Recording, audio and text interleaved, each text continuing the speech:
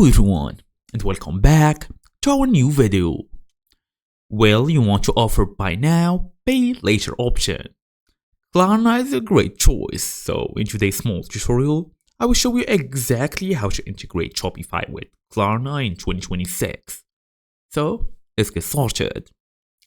Well, we're gonna start by going through the Shopify website. Make sure you open your device, you are fully connected to the internet. Open your favorite browser and go all the way to shopify.com. As for now, we are on the main menu. Basically, you have options here. As you see, you have payment providers and you have this settings or gear icon. We're gonna tap on it. After this, we're gonna go and look for payments methods.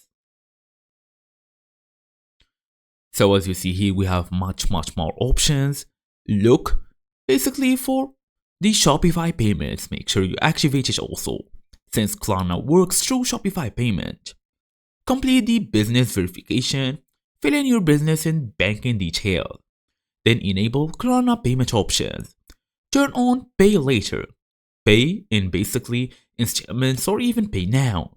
Then make sure to save your settings. Make sure Klarna is enabled as a checkout. You can also go and check the storefront display.